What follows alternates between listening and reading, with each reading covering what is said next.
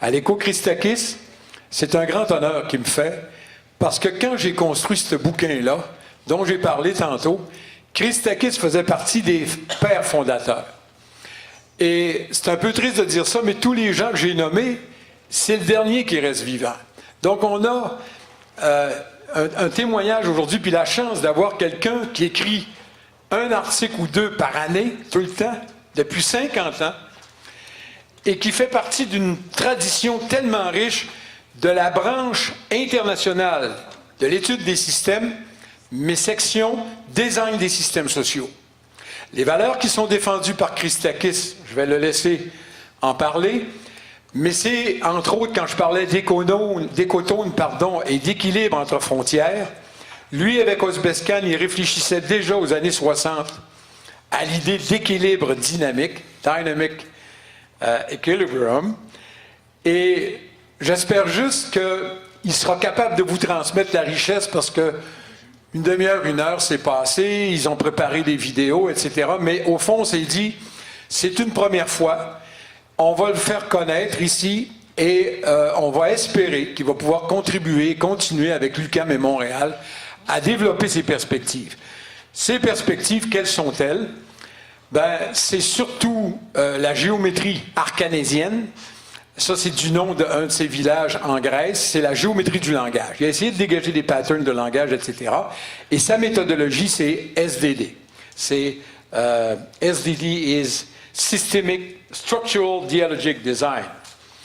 Et donc, sur ces bons mots, je vais lui laisser la parole parce qu'il y a plein de concepts, mais c'est surtout un praticien qui travaille avec toutes sortes de monde qui vont de la pharmaceutique au nucléaire en passant par les Autochtones d'Amérique. Et c'était pour montrer aussi à mes étudiants que la facilitation sociale, la médiation sociale, l'animation, c'est pas juste une technique au service, je dirais, de la culture. C'est une technique profonde de la mise en commun et surtout dans le contexte actuel des villes intelligentes. Je leur laisse la parole. Merci, merci. And bonjour. I wish I could speak to you in French. Because listening to Professor Harry, it's such an animated language. It's more animated than the Greek language. I mean, the Greeks move a lot, but you guys move even more. So I wish, we are very happy to be here. Madame Kakoulaki, and I mean, it's so beautiful to listen. Madame Kakoulaki and Monsieur Christakis. Monsieur Christakis and Madame Kakoulaki. Now, the purpose of our talk is to learn from the history of the past and co-create the history of the future. That's what we will try to do collectively with you. Now, the history of the past, we learn it from the library or from the universities. We go to school and we learn about the history of the past. The history of the future, we have to create it. And that's what I learned the first time I had the great fortune to meet with one of the greatest systems thinker of the 20th century, a man named Hassan Özbekan. So I will spend most of the time in this talk talking about the history of the past, and my colleague Maria Kakoulaki will talk about creating the history of the future. And with this brief introduction, I will pass it to Maria. Bonjour. It's a pleasure to be here. I wish I could talk in French for you. It sounds so beautiful, but probably in a future visit. So, as my colleague Dr. Christakis said, this presentation involves the past efforts he has done with his colleagues about democracy, about democratic dialogue, but also includes the hope of the future, the hope of a co-created project that is called Démoscopio. And it's actually an idea that started from Greece, from the island of Crete, but it has the potentiality to be implemented all around the world in a customized way. Because for it to work, to be effective, it has to be culturally sensitive, and it has to be designed by the people and for the people. And with that brief introduction, I want to ask you a question. Do you have a voice? Do you really have a voice? How many of you do you feel confident of raising a voice these days? And I'm asking you to respond to this so we can start being more, interactive with each other. How many of you do you feel strong, confident about your voice? You want them to raise their hand, Maria? Yes. Not too many. Not too many. And how many of you do you tweet or write on Facebook or use social media on a daily basis or regularly? So, more. So from what I can see, immediately I can say that there is a gap, discrepancy between the confidence, the feeling of confidence for raising a voice, and the fact that we have the availability of social medias and we can use them. Now, another question.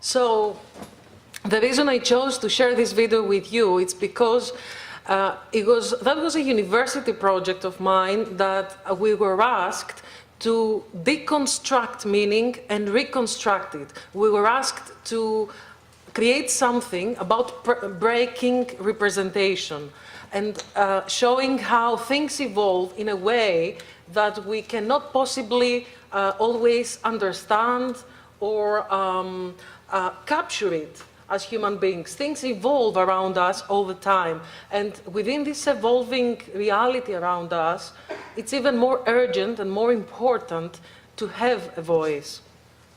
So who creates the narratives of our own future? Who creates the politicians, the media, the social media?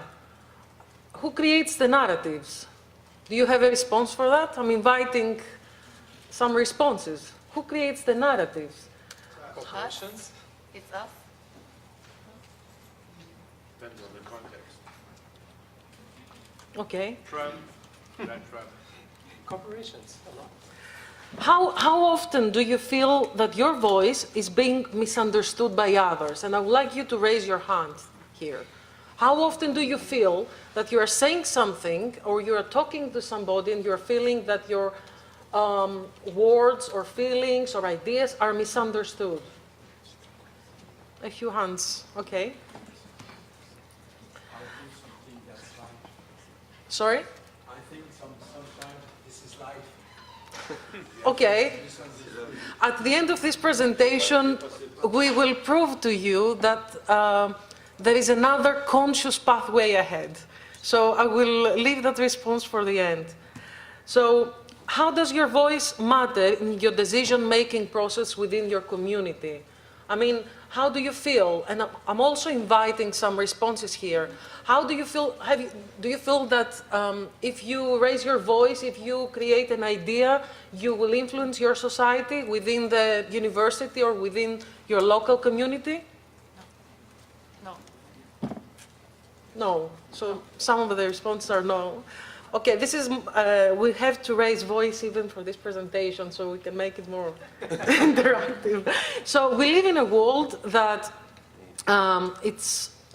it's true that it's mastered by the media, by the propaganda, by political games. There are so many examples around us. And I'm here to share with you my experience. I'm a journalist. And as a journalist, I had the privilege to come very close to the centers of government, to talk to politicians, interview many of them, to travel to places in Europe and in the United States where political decisions are made. And as a journalist, I'm here today to share with you that in those centers that decisions are being made, in most of those centers, citizens and citizens' voices are excluded. And this is why we're here today, and this is what we brought with us to you today. How we can make citizens' voices to be raised, to be included, to matter, to influence the evolution of tomorrow. So this is something that doesn't know, this is an image that doesn't show unfamiliar to you, but I'm afraid that Einstein said that I fear the day that technology will surpass our human interaction. The world will have a generation of idiots. And of course that was, he didn't criticize every technological mean, but he was rather concerned of how we are using our tools, because technology, at the end of the day, is a tool within our hands. And what is important for us to understand is who designs that tool, for what purpose, and how are we using it, or what is our stake in designing that tool and in using it. So I would like my colleague, Dr. Christakis, to say a word about that, because in the 1970s he worked a lot on what is called technology assessment. And we are in an era today that we are using technology so blindfoldly. I mean, we're buying devices, we are using iPads and mobiles, but we never think how technology is designed, for what purpose, and how we can possibly redesign the technology to serve our real human and societal needs. Well, in the 70s, I was in the United States, and there were two significant movements. One was the ecological movement that you are familiar with, and that has been sustained to some extent. And the other movement that started in the United States was the technology assessment movement. That movement essentially required the effort through an interdisciplinary discourse that ideally will include the citizens' voices to anticipate the long-term consequences of introducing a technology in society. That movement contributed to a large majority, many studies. I was involved with some of the studies. For example, a study was the industrialization of the pig. What will be the consequences of industrializing the pig? Or another study was artificial heart. What will be the long-term consequences? So imagine now, unfortunately that movement was sustained for 10 years. There was an Office of Technology Assessment that was established by the then Senator Ted Kennedy in the Congressional Office of Technology Assessment, but in 1980, when the President of the United States was Ronald Reagan, because he believed he was anti-bureaucracy or anti-government or pro-laissez-faire, if you like, that office was abolished in 1980. And now looking backwards, I mean, doing a retrospective, it is conceivable that some of the technologies that are being introduced, such as, for example, those iPhone devices and all the other devices that are being dominating the discourse, might have adverse long-term consequences for the next generation. That's all I wanted to say about that. So I will share with you some pictures here, some images that they are real journalistic images coming from, most of them from my own journalistic archive. And this is a picture I took driving from Tel Aviv to Ramallah, to Palestine. And for me, for my Western education and mind, it was a very strong shock because the slow down barrier ahead, including this picture, that this road leads to an area under the Palestinian Authority, the entrance for Israeli citizens is forbidden, dangerous to your lives, and it's against the Israeli law. That was a shock for me, because I realized what is considered as something given, as part of my freedom in my country. In another country, the stereotypes and the borders in the mind, they're so strong that they are like signs even at the streets to warn people what they should, know and what they shouldn't know, what they should decide on and what they shouldn't. So that's the reason I'm sharing this image with you. This is another important picture from the Greek demonstrations during the Greek crisis in 2012. It's outside the Greek parliament. And to me, this is a very touching image showing like the hand of an old woman who is trying to reach and resist and protest against what it has been decided, not by the government in this case, but by the European bureaucrats who actually imposed austerity measures to the country beyond the will of the people. And here you can see some more pictures. These are actually outside the Greek parliament, and you can see even a Canadian flag because people were demonstrating there, and there wasn't any nationality. There were like Greeks, Canadian, English, even Germans, and they were demonstrating against what was decided at the moment. Here again, human resistance against financial terrorism. And here another picture, taken from the Greek islands, where refugees from Syria tried to reach the Greek coast. And an element that it's very common in these pictures, and you'll see, it's the hand, the raising of the hand. People are trying, when they feel repressed, when they feel that something wrong or unfair is going on, they're raising their hand, because what they really want is to raise their voice. And here is Mandela from the upper height. That's a victorious picture, but again, the hand is a very important element. This is from the Arab Spring in Egypt. This is from Ukraine, again in Syria. Here in London, protesting against the war in Syria.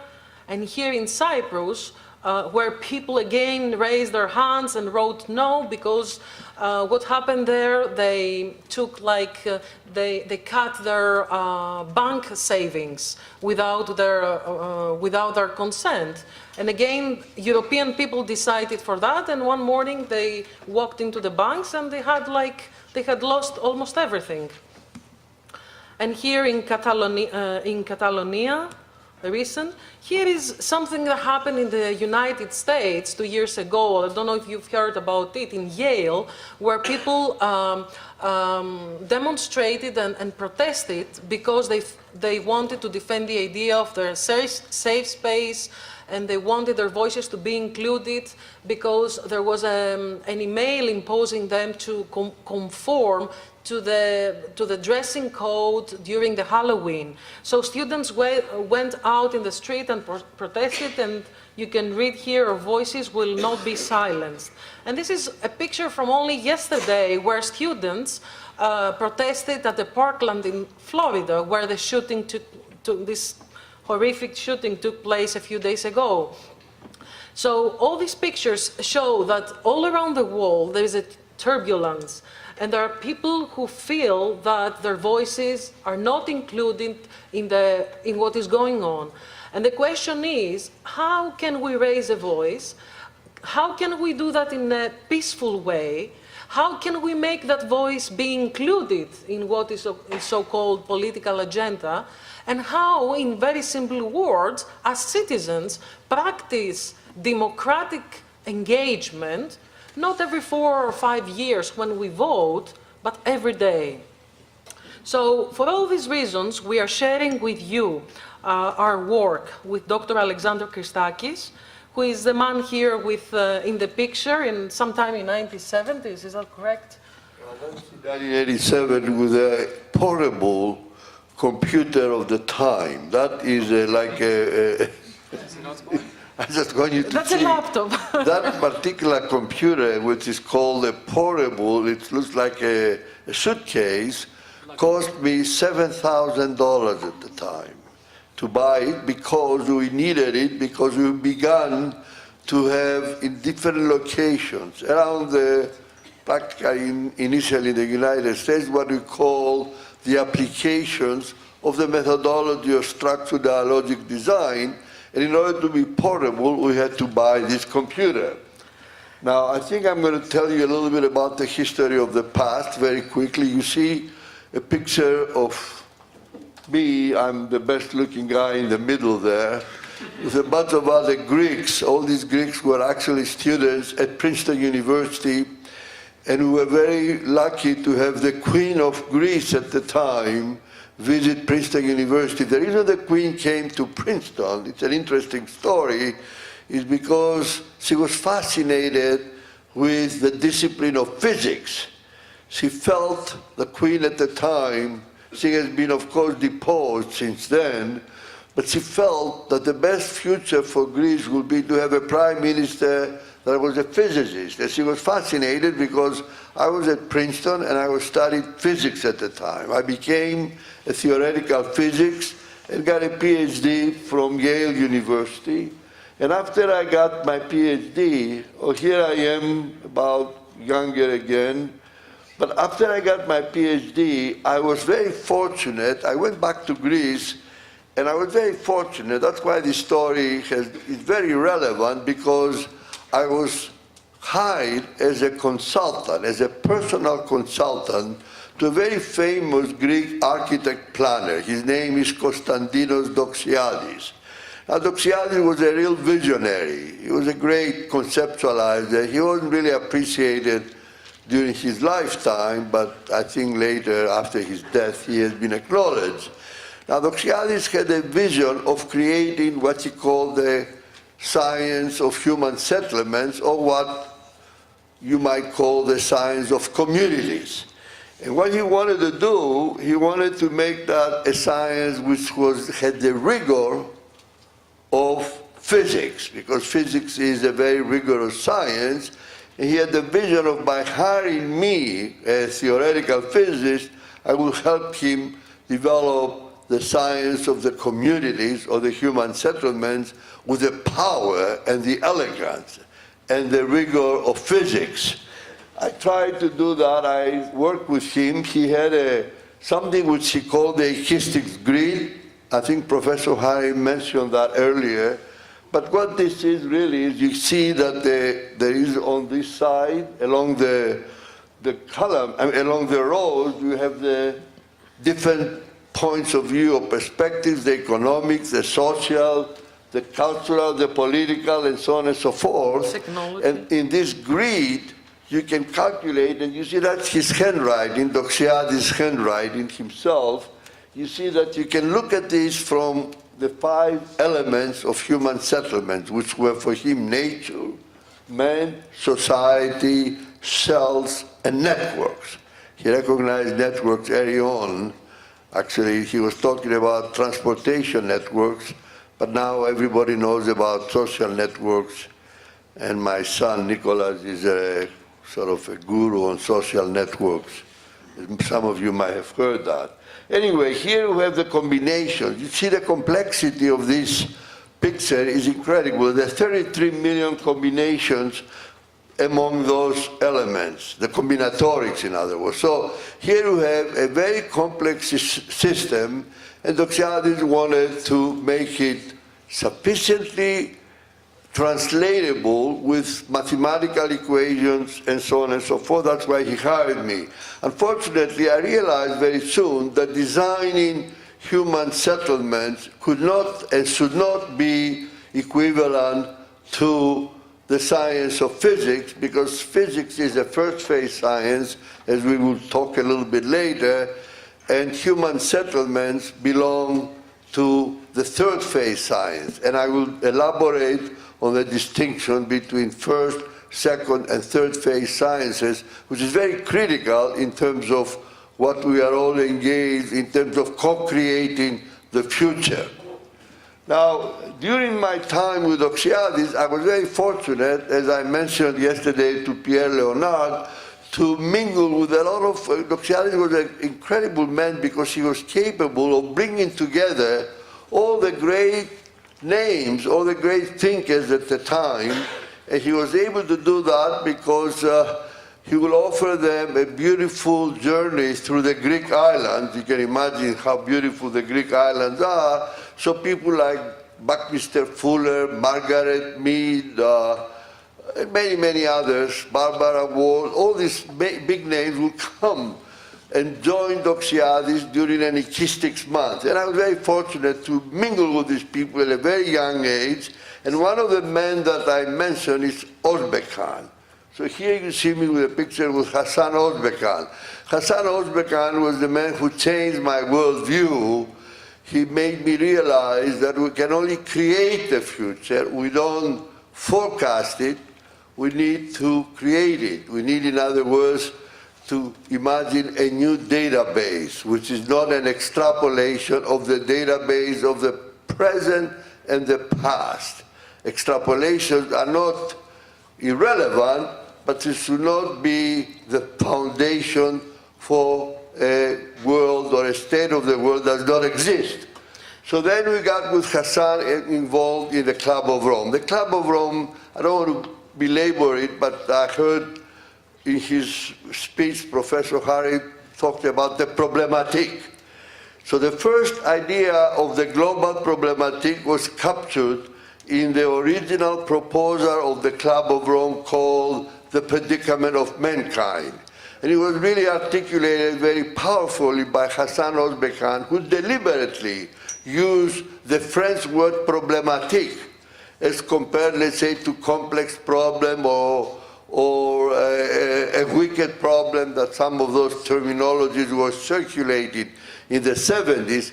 He deliberately used the word problematic to make the distinction between a complex situation and an entity which he called problematic, to indicate that it was an emergence, something that emerged from the strong coupling, the strong interactions of the variety of problems that we perceive in our regular observations that we make. And furthermore, the word problematic has to be interpreted as not being something which is being observed like an apple falling from a tree, which is really the equivalent of the first phase science. In other words, everybody sees apples falling, doesn't matter where you are in Montreal or in Los Angeles, the same phenomenon is being observed. But problematic is something which is very subjective. In other words, it incorporates intersubjectivity as compared to the objectivity of apples falling from trees. And that was a major idea behind the original Club of Rome proposal, which was unfortunately compromised, and it was translated what has been known as the world model of Forrester and Meadows, and the so-called limits to growth study, all of which was based on extrapolation of the present database and not really being sensitive to intersubjectivity, namely the engagement of the stakeholders or civic engagement, so that the stakeholders will become co-owners of the problematic, and as co-owners through their influence and their appreciation of it, become co-owners of the solution of the problematic. I wanted to say that the distinction between a complex problem situation and a problematic as conceptualized by Özbekan in the Club of Rome proposal. Now, I think the next thing that we want to show you... I want to invite you, even though we didn't decide on that before, to share with our audience today the story where Hassan asked you to write a research piece. Oh, yeah, well, I started working with him in 1967, and I was located at the time in Santa Monica, California. This was the era, by the way, of the think tanks. I mean, that's why I talked to you about ancient history. I mean, I'm the ancient history, it's the future. So in the 70s, in the 60s, if you work in a think tank, it was a very liberating experiences because your boss, there were no resource limitations. I mean, all you have to do is write a line or two and you get the money to do a research piece. So Hassan told me to work on a research project. And I remember, I went to the library, I gathered, I talked to people, and I wrote a paper, that's what we all do, and took it to Hassan, and Hassan looked at the paper, read the paper in front of me, turned around and threw it in the wastebasket. And I was upset, very upset, because at the time, I was a young man and I was looking forward to being appreciated. And I said, why are you doing this to me? She said, because what you did in this paper is you based it on the database of the present. You did not defactualize. He introduced me to the idea of defactualization, which means you commit yourself not to completely disregard the database of the present, but not to be bounded by it. Is that what you wanted me to say? Yes. Not to be grounded completely with what you have observed at the present or the past, but to imagine alternative futures or alternative worlds. And the reason I've invited you to share this story is because we are at the university space, and I have something similar to share with you, which is relevant to the idea of raising a voice or raising a hand. When I was studying, I studied in London, and while I was studying, I was trying during a presentation to communicate the idea of the hand philosophically reaching something better, trying to reach something better. So I remember we were working on Heidegger, and Heidegger talks a lot about the idea how we reach our hand, we extend ourselves to something that it's better than we already are. And as we extend our hands, we're trying to reach that thing that we imagine or we anticipate to be better. So it's a process of evolution. But while I was trying to communicate that, I lost my voice. And I ran outside the university theater, and my professor ran behind me, and I pressed the button 2 to go on the second floor, like change floor from where I was, and the button dropped, the elevator button dropped on the floor. And she said to me, here you go, there is always a second chance to find your voice.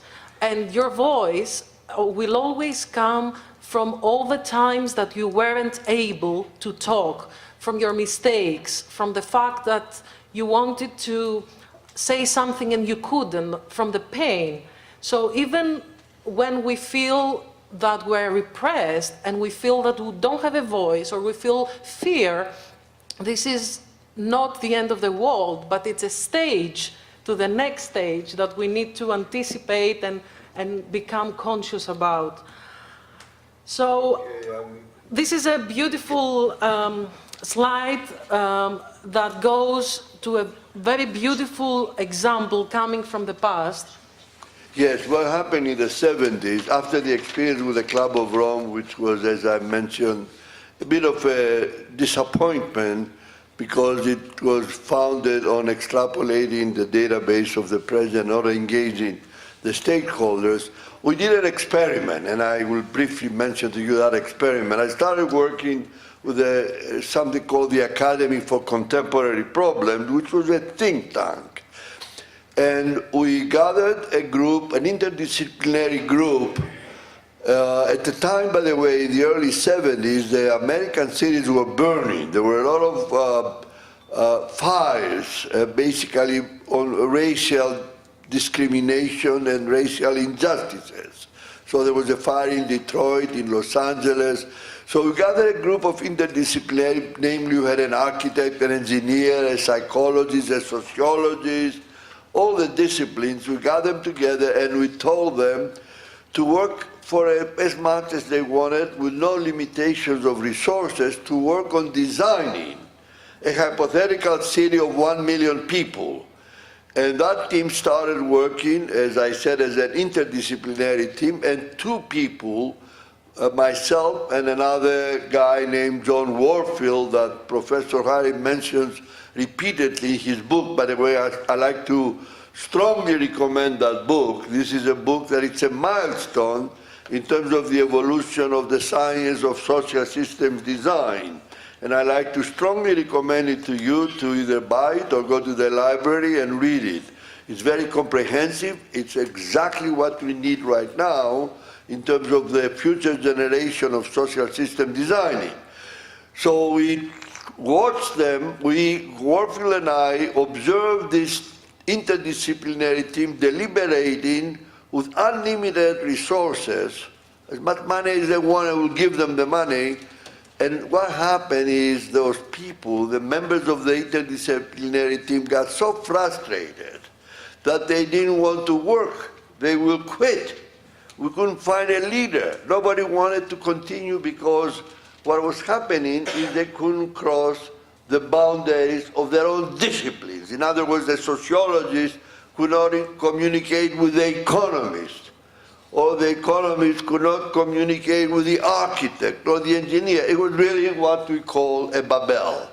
And it was this experience, together with the Club of Rome failure, if you like, that prompted people like Warfield and I and other colleagues to initiate the methodology of structural dialogic design and the science of dialogic design.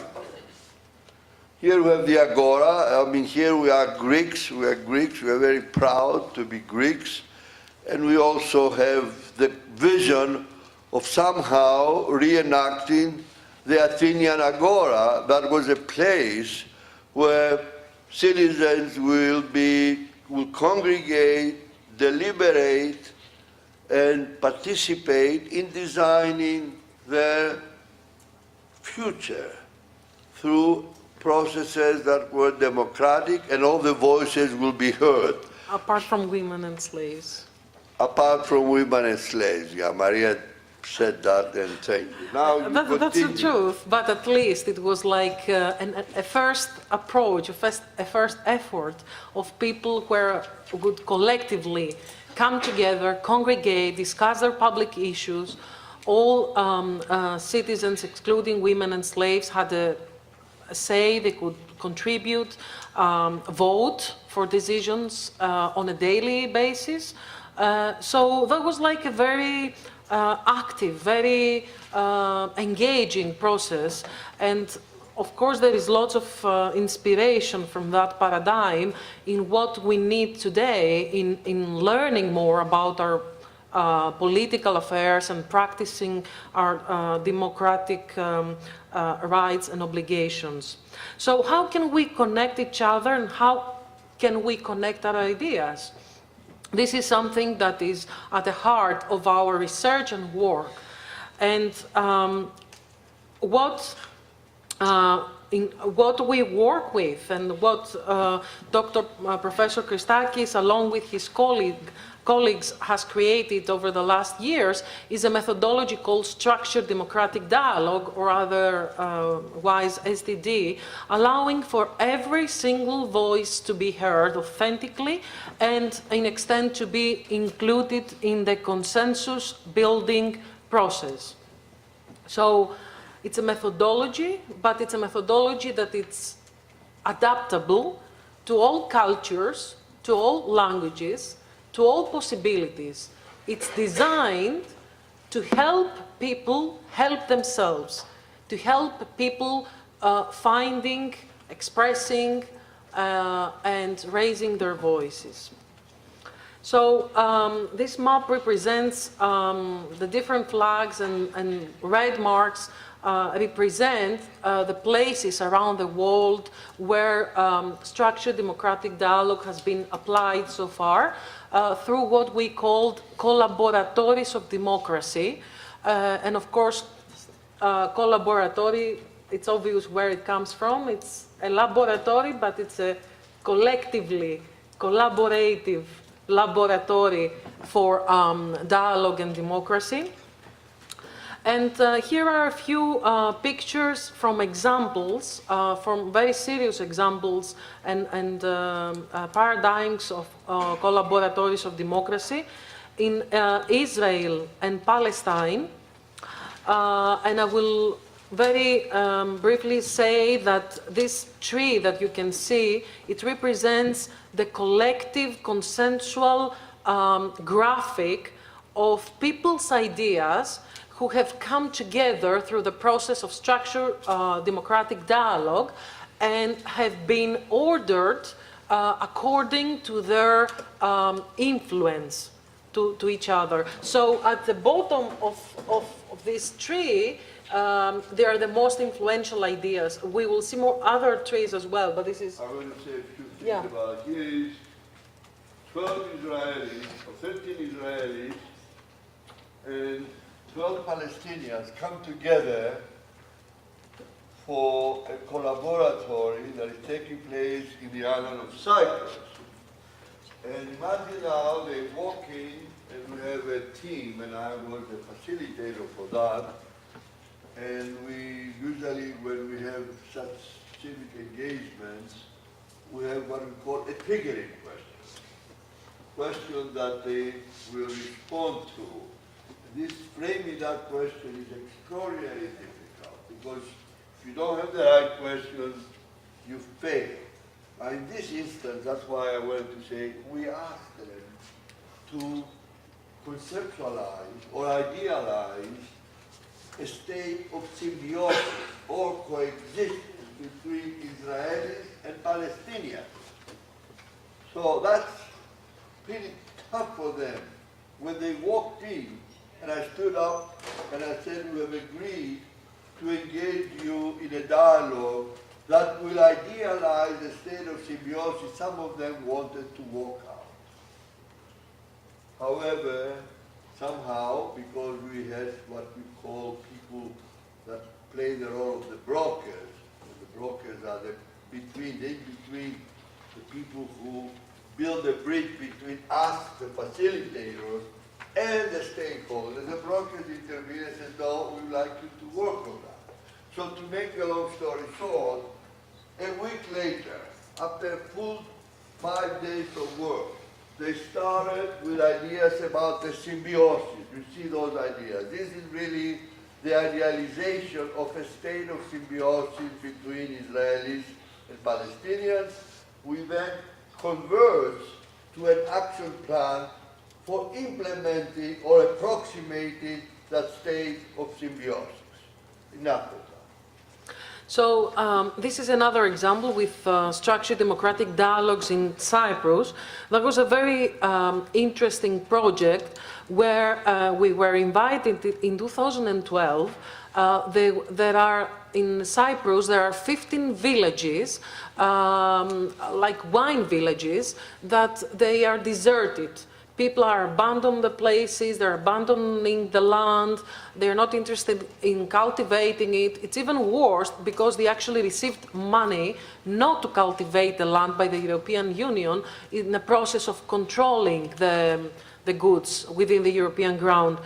Anyway, so they realized after many years that all these beautiful historical vineyards, most of them dated 5,000 years before Jesus Christ. They started like coming apart, getting deserted. There were archaeological sites there that would be abandoned. So they wanted to co-create a vision for these, all these areas. And obviously, it was a very difficult project because we designed 12 dialogues that involved 1,064 stakeholders from different villages, including farmers, people who are working at the touristic businesses, archaeologists, architects, politicians, mayors, you know, all sorts of professions and you know, different stakeholders who had a stake to be part in these dialogues, and who collectively co-decided on something that, interestingly enough, it had been suggested by the minister to be implemented, to come together and develop a common strategy, and they denied. All of them they denied because they thought that was very oppressing to them, that they will lose their identity, because all of them, they're different villages. So when the Minister of Interior Affairs suggested that they should come together and collectively do something, they denied. But then, when they discussed after a year, they decided that that was the right thing to do. Though the meaning of the dialogue process was that all these different people who were really stakeholders and who were the ones who could implement the vision, they learned from each other, and they defined the kind of connecting with each other with their own way, with their own ideas. And all these things were impossible for any minister to, you know, predict them in advance. So, in other words, the vision for their future came as a bottom-up process from the people.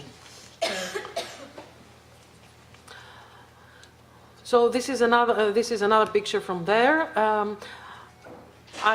This is a sketch showing Dr. Christakis holding a needle and sewing the two separate pieces of Cyprus, the south and the north, because part of his work involves what we call the inter-community dialogues between Turkish Cypriots and Greek Cypriots. So a Turkish guy drew this beautiful sketch showing that in the peacemaking process, you know, dialogue comes as a needle and sewing process to bring together people to get connected. And I say one thing about that. You know, imagine now, because I mentioned the Israeli-Palestinian conflict and the idea of symbiosis. Imagine now that we're working with Turkish Cypriots and Greek Cypriots. And during this dialogue, we discovered that there are aspects of the dialogue in which Turkish Cypriots agree with Greek Cypriots and disagree with Turkish Cypriots. So what is emerging from this structured, disciplined dialogue are new alliances. This is what happened. There is a reconfiguration, and during these experiences, I've heard, let's say, Turkish Cypriots telling to their colleagues, Turkish Cypriots, how come you are agreeing now with the Greek Cypriots? This is what happens. We call that phenomenon cybernetic embedding. What that means is when human beings get engaged in a productive, authentic dialogue that addresses a problematic, their previous conceptions or the databases of the past are forgotten. They are becoming really very, very focused on what the situation requires to be resolved. And we also have another thing that we strongly recommend to others who are engaging people in civic dialogue, civic engagements. Never ask them to address the problem situation before they collectively define the problematic. Only when people become owners or co-owners of the problem situation, they are ready to collectively go into the resolution of the problematic. So in the case of the bicommunal things that we did in Cyprus, I worked with them for 15 years, we always started having them collectively appreciate the definition of the problem, and then we say, now that you have a common base for the problem, let's discuss the resolution. So here are like how we can collectively become, attractive. So we created like a vision of how we can achieve something. Here is another difficult case with dialogues in Bosnia-Herzegovina, a very difficult ground where different cultures are coming together. After the Dayton agreement and the war, the end of the war, there are like 300 ministers, 3 prime ministers, the Bosnian, the Serbian, the Croatian. There is huge dissonance and lack of communication between the political body, and lots of use of religion as a way to make people fanatic and not focusing in real politics and democracy, but rather in the religious stereotypes. So here, very briefly, we would like to introduce you to the idea of the first, second, and third phases of science. And this is a very important distinction that we will invite you to remember from this talk, because exactly it captures the importance of the dialogue. Why is it important to do dialogue these days? Why is it important to listen to the voices of the people? Well, I mentioned it briefly before. The first phase of science is focused on objective data and objective observations. But furthermore, those observations, for example, here you see the famous Newton apple. I mean, the originators were Newton, Galileo, and they developed, classical mechanics and all these other beautiful things, the very powerful things that are based on objectivity. But furthermore, those observations are fully separated, as it states in the slide, from the actions that are necessary to improve the situation.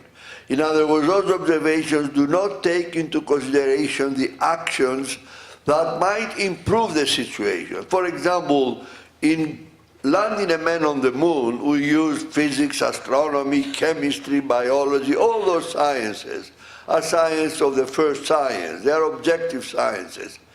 So we were able to do that, but the major breakthrough or innovation of landing a man on the moon was not the biology or the physics or the chemistry or the classical mechanics. It was actually the science of management, which is not a first phase science, it's a third phase science, because it is based on intersubjectivity. And I'll say a few more words. So here is the first phase science. Then we have the second phase science, in which the observer has an influence on the observation. The example here shows if the doctor or the nurse takes your blood pressure, you see affects that observation. In other words, the observation is not independent of the observer. There is an influence between the observer and the observant. In the third phase science, if we go to the next slide, Maria, the most important thing, and you can read the slide about the third phase science, is that in the third phase science, the actions are fully included in the observations. And we are actually espousing or promoting the new data, the invasion of new data, not in other words, we are promoting defactualizing and inviting the introduction of the new data that have not been previously observed, that are not based on the existing situation. So the important thing is new data and fully include the actions in the third phase science. And the structured dialogic design methodology and the science of dialogic design is a third phase science, but at the same time, it's complementary to the first. In other words, when we do collaboratories of democracy, for the examples that Maria mentioned, we don't exclude first phase or second phase. We incorporate them, but we are also sensitizing the participants to the importance of experiential data and intersubjectivity. And that brings us back to the idea of the problematique of the Club of Rome. The problematique as conceptualized by Özbekan was not something out there like an apple falling from a tree. It was based on human beings, their experiences, their observations, and the diversity of those observations. So, we will give you an example of what it means to create new data and what it means to defactualize, as Hasan Özbekan said to Professor Christakis when he threw away his paper in the bin. So we have a current situation, okay? And this current situation may not be a good one, and that's why it's black. It can be, I don't know what's the current situation in Canada, but in Greece, for example, there is a crisis. In Syria, there is a war, and go on. So there is a current situation. If we don't think, if we don't dialogue, if we don't participate in collectively doing something about this current situation, what we end up having is like an extrapolated future, a future that will happen as an effect of what is happening. There is no intervention. But what dialogue does, when people are coming together, we're connecting our minds, we're connecting our dots, we're connecting our different sciences, experiences, ideas, opinions. We come together, we connect those, and we can collectively co-design a better future. We can think of where we want to go. And that better future is represented with a beautiful green tree. So it's the ought to be future, it's the ideal. But obviously, there is a gap between the extrapolated future and the ideal future. It's obvious. And that gap, it can close if we continue dialoguing and define again collectively which are the obstacles that prevent us from approaching the ideal. So when we imagine the ideal future where we want to go, we need to think, which are the obstacles? What does prevent us from going where we want to go? And when we define the obstacles, then we can define the actions to be taken to overcome the obstacles. And by implementing those actions, we approach the ideal future. We might not succeed at 100%, but it's definitely better than the extrapolated future, because it's conscious evolution versus evolutionary consciousness. So it's a conscious intervention in our fate. It's our voices that have become actions. And that, for us, it's the ultimate success of any science. So. The green, so we have the blue, the red, and the green. Yes, I'll go back, sorry. It's all right. The blue is the vision, the red ideas are the obstacles that prevent us from approximating the vision, the green are the ideas, the actions that will penetrate the wall and approximate the vision. Continue. So now that we share with you how we can create a better ideal future, the ought to be, than the extrapolated future, now we can share with you how we created we created a vision, and how we tried to approach it for the last almost 4 or 5 years. So our vision is called Démoscopio. It's a democratic innovation for innovation, for a smart city. It's not only innovation itself, but it's a ground for innovation. It has been created in the city of Heraklion, which is the capital city of Crete in Greece. And Démoscopio, it's a space, it's a place, it's a methodological approach, or a mix of methodologies very often, where people can collectively co-decide and co-design and co-create their own future. It's the reenactment of the idea of the ancient Athenian agora in modern terms by using technology for the benefit of dialogue and democracy. So it's a co-creation through Démoscopio, changes the process of innovation from designing for people to designing with the people. So instead of having, for example, a technology like, let's say, Facebook. Facebook has been designed by one person, is being implemented, is being adapted to our societal or individual needs. Everybody has enhanced it, and we are using it.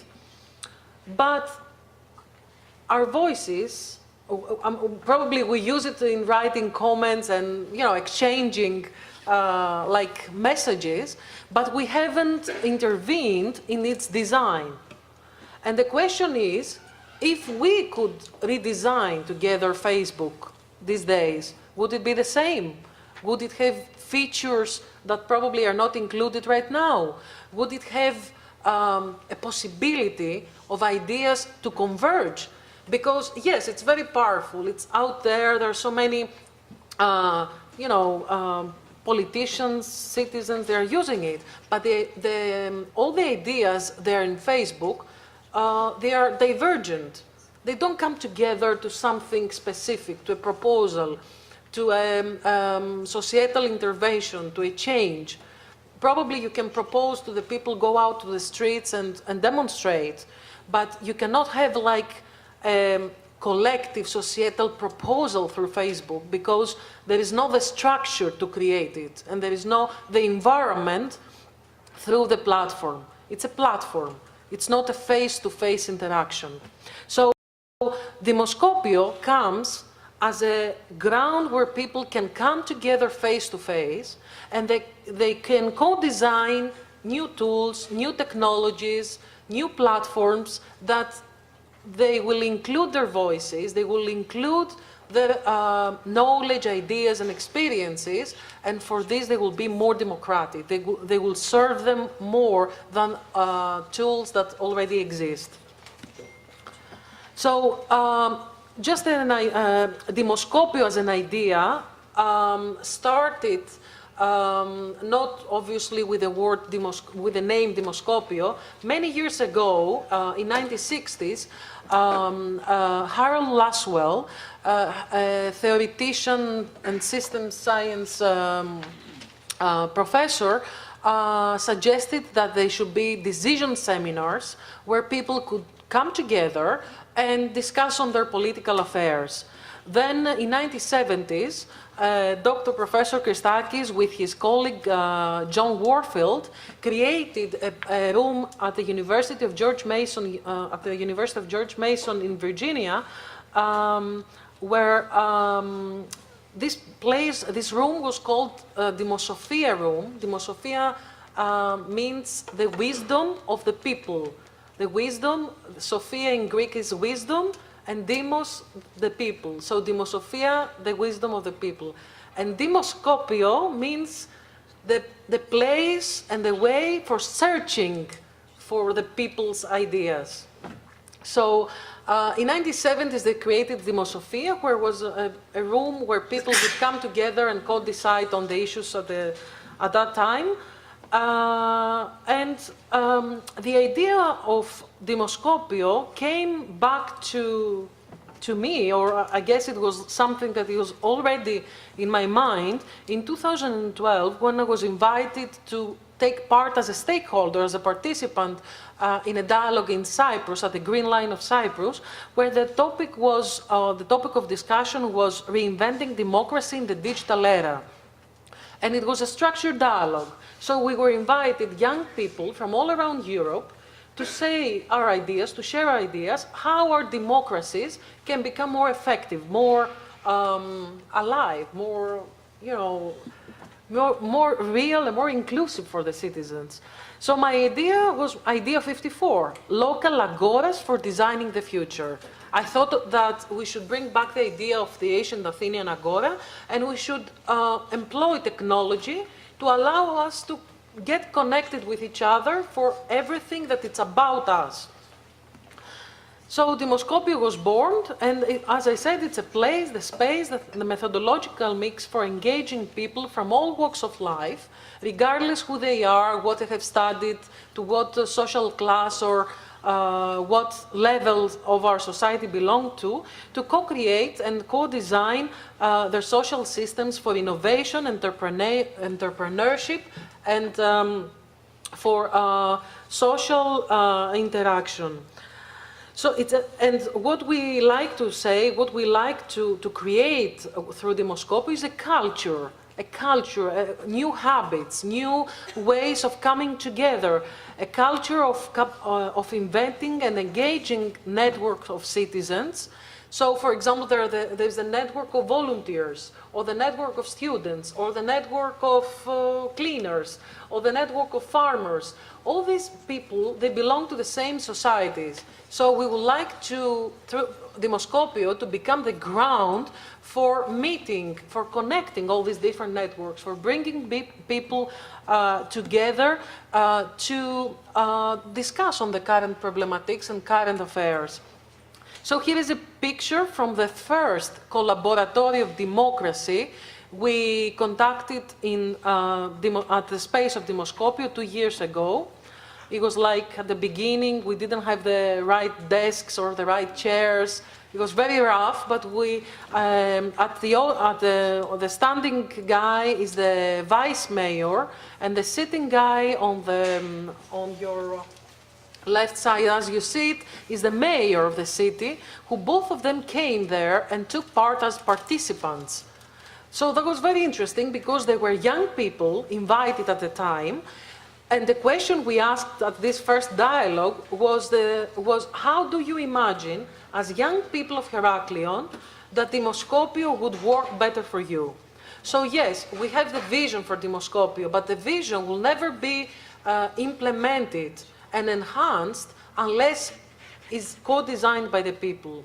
So in this term, Démoscopio in Heraklion, it's different from a possible Démoscopio here in Quebec, or different from a Démoscopio in France or in Germany, because it is exactly defined by the cultural sensitivities and the differences of the different citizens who are involved into it. So I will share with you very, very quickly. I mean, this is like the building of Démoscopio in Crete, and it's as we call it, planning the museum of the future, but it's like a museum for the citizens and by the citizens. It's a museum that its exhibitions will be the people's ideas, people's dialogues. And you could visit Démoscopio to find out what people have discussed, what has been decided by the people or what has been decided in the city. It will come to Démoscopio as a public information of the people. So what was important for us was to create a space that it was ephemeral. It could change. It could take different forms according to the different activities. So here you can see how one single room can take different expressions and faces through different activities. So here we have like, I'll just share this with you very briefly, and I will explain. So So this is the same room, the same space. And here are the offices. And here is like how we want, I mean, there is a public area. We want it to be like this. It's not like this right now, but we're getting there. So we want to use technology, have like touch screens and you know, use computers to revisit topics and read ideas. These pictures and the follow ones are from something similar, but not quite. It's from a place called Parliamentarium in Brussels. What they did is like they created a reenactment of the parliament for the people to visit and learn what is going on in the European Parliament. But we share it with you from the aspect of technology, but we don't like it really because it's static. It doesn't involve dialogue. Every time you will visit Parliamentarium, you will see the same things and you will listen the same things and you will listen to the voices of politicians, but not the citizens. But we like the technology they are using and we will try to employ some of it at Démoscopio. So people can visit different decisions and political affairs. So Démoscopio is the safe space of free expression. It's a neutral space where people can feel comfortable enough to engage in structured dialogues. And it's a space that will allow them to go deeper to the art of decision-making process, to make meaningful dialogues, and where technology can become commonly designed by them and for them to serve them in their democratic practices. Here are a couple of posters from talks we've done promoting the idea of Démoscopio around the world. And here I'm sharing with you a recent experience that happened like 2 weeks ago. We visited one of our colleagues in Lansing, Michigan, who has created not a Démoscopio, but a public space, or a space for democracy, as we call it, a space where he can he can perform dialogues, structured dialogues for the education system. So Démoscopio can be even something simpler. It can be only something so elaborate and technologically advanced. It can be like just a room at the university or in a public space where people have the opportunity to have structured dialogue, to produce results, to listen to each other, learn from each other, and influence their current affairs. That was the tree of ideas, as we call it, that we produced by visiting that space I showed you before. The question we discussed was what professional qualities will ensure the ethical application of SDD. And at the bottom line is the identify sanctions for breaches in ethical practice. Other ideas, appreciation of the distinctions and complementarities among the three phases of science, or respect for the history of the process, or honor the ancestors, some of the ideas that were discussed. But this is like a product of a dialogue, of a structured democratic dialogue produced by a group of people discussing on the issue of ethics. And this is another tree. I'm only sharing with you how, you know, the representation of a dialogue result can look like, or it can look like this, in an artistic form.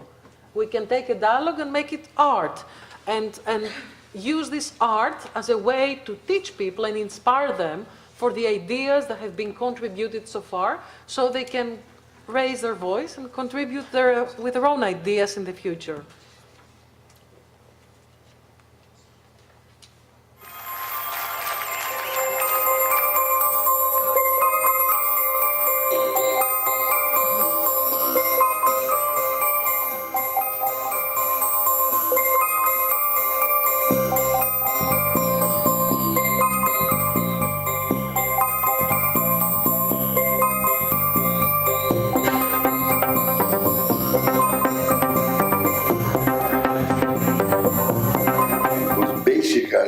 participate in co-creation. That was the original predicament of mankind proposal. Sometimes you're dealing with ethnic groups who don't always want to listen to each other. I mean, I know somebody at St. Mike's who's actually said, because I do not come from the same ethnic background as people I'm serving, people look at me as a neutral force. That people, yell out because they have conflicting values, right?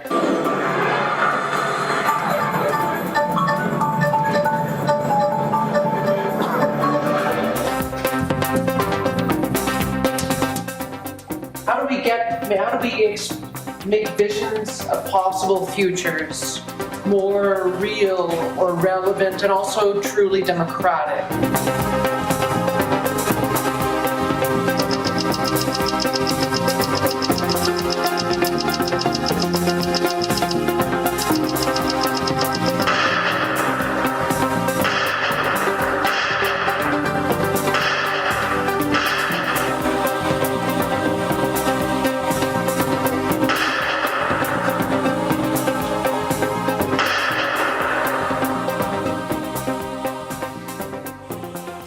Technocrats have marginalized democracy. But how do we bridge that gap and the expert realm to make it more tangible for people and relevant for people, to make it a truly democratic dialogue?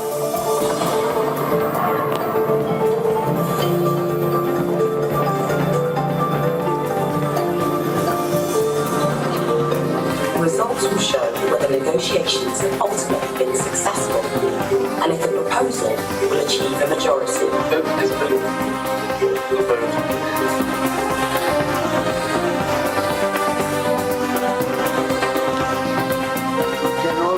We vote, but we have no power. But if you go through a kind of a process of designing a type of dialogue that is meaningful, then you might be able to create a forum in which there's an actual output. And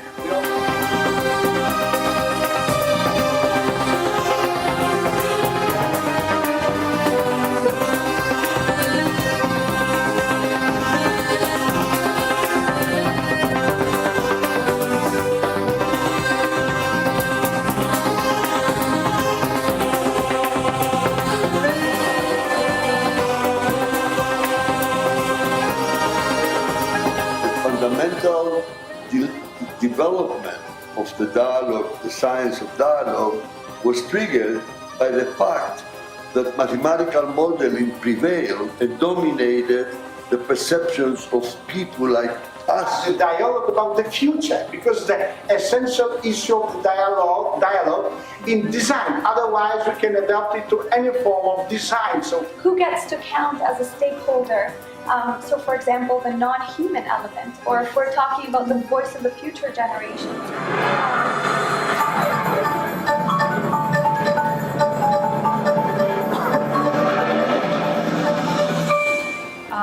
So these are their biggest issues that they're going to consider. And the various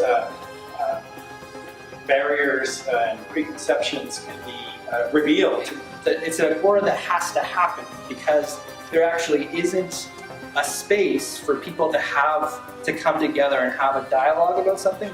But there may be a really common underlying model that cuts across all these. And what is sufficient is the engagement of stakeholders so that they can become co-owners. That's why ownership of the situation, and then become co-owners of the resolution of this problematic. So we want to make it easier for people to have relationships with each other. We want to make them have more confidence that if there is a problem, the judiciary won't be corrupt. We want to make it easier to introduce people to each other. To make it more tangible for people and relevant for people, to make it a truly democratic dialogue, and focusing on the local. It will be a groundless ground, as I like to say it, and by that I mean it is a space, but it's an idea. It's an evolution of the idea of democracy and of dialogue. Démoscopio is an attempt to really bring to the people the power to become co-owners of the situation.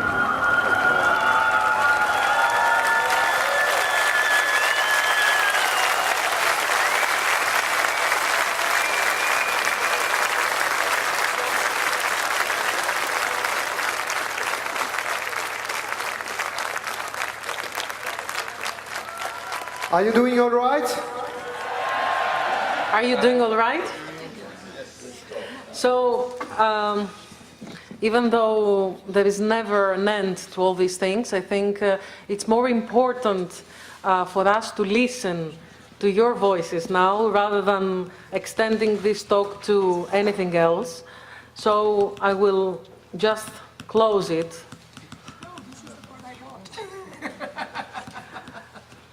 I will just close it by telling you that you have a voice, and that is the most powerful thing. Make your voice be heard. Democratic participation and civic engagement is about learning from each other, collaborating with each other. It's about balancing individualism and collectivism for being happier in a more sustainable planet. This is a book about Démoscopio. There's a chapter there, Balancing Individualism and Collectivism. And this is a chapter, and this is a documentary called Dialogue Beyond Borders. It's on YouTube. You can watch it, and you can see there in a half-an-hour documentary the example of the Israel and Palestine efforts to help people dialogue. So, thank you very much. Merci.